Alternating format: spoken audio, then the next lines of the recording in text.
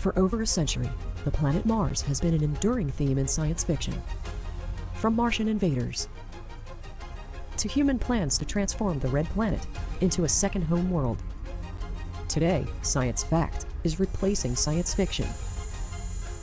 And to many people, it seems clear that mankind's destiny as a spacefaring species lies here on Mars rather than on the Moon.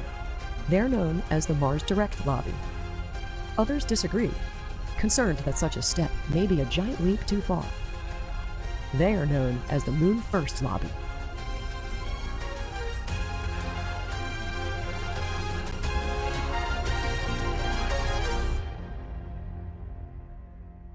Mars has been the planet that has captured the imagination of science fiction writers, and a lot of people in my business cut their teeth on science fiction. So they read science fiction, they watched science fiction movies and television as kids.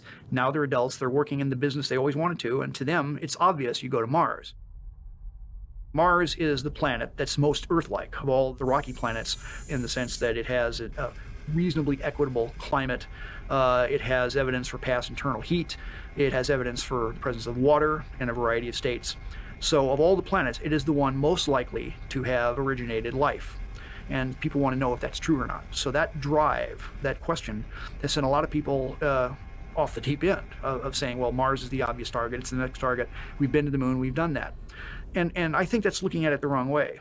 I don't deny that the origin of life is an important scientific question, but there are a lot of important scientific questions, and that's one of many. And the reason I advocate lunar return is that if you build my system, you can go everywhere.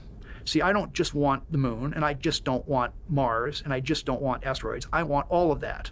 And the way to get all of that is to build a system that's robust, that's incremental, that allows you to gradually but continuously extend your reach.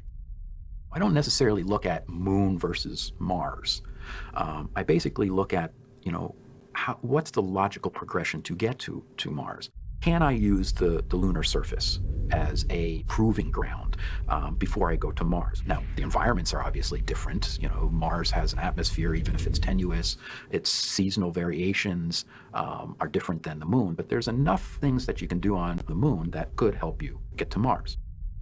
What's going on now is a lot of countries are looking at Mars as being, a bridge too far at the moment. That's fine. And therefore, the moon makes a lot more sense. It's relatively close. The United States has been to the moon. So to a certain extent, it's not a been there, done that, but it's we know we can do it again. There are countries that are just literally getting outside of Earth orbit for the first time. So going straight to Mars really doesn't make a lot of sense for those countries. The people in China and people in India and Japan, they want to see people on the moon from their country in their lifetimes. They want to do it. They don't want to sit around and talk about it. They want to do it. And so I think that's why there's intense international interest in the moon. It's a goal that's achievable. It's a goal that has value in terms of creating spaceflight capability. And it's something that excites a lot of their supporting public. So they're very interested in the moon. To many in the Moon First community, the practical benefits of being able to test a new generation of off-world technologies are very appealing. Not least because, if anything goes wrong, help is only days away rather than months or even years. But that's not the only reason to return to the moon. The second thing, though, is the moon on its own has tremendous resources and a reason for being there besides just science. And so whether it's the minerals and the types of different metals that may exist on the moon, whether it's water, those are things that society can use. So in 30 or 40 years, hopefully we've started to not just go to the moon and look at the rocks and set up telescopes and things like that, but we're actually trying to use it commercially. And on the face of it, the commercial value of the moon could be literally out of this world. Distilling rocket fuel out of moon rock could be extremely profitable, as could mining platinum metals and rare earths. And the rare isotope helium-3 could turn out to be priceless. It may be the most valuable substance known to humankind, and unlike the Earth, the moon has millions of tons of the stuff distributed across its smiling face. The list of lunar goodies just keeps growing. this has obvious commercial value. And in fact, it will never be done as a government program. It's always going to have to be, there's going to have to be some commercial value and some group of investors and operators to make this thing work on a long-term basis. Now, my feeling is that the best way to induce commercial activity on the moon is to have NASA lead and show that it's possible, to show how difficult it is and what it costs, and then have the private sector take that over and innovate. In the last few years, over a dozen companies have begun to make their spacefaring intentions public. Some are offering economical trips to low Earth orbit. Others are offering innovative space habitat solutions. Yet others are promising to cash in on the resources to be found on the moon and on asteroids. In each case, the plan is to hasten slowly, to take small steps that can build upon the one before.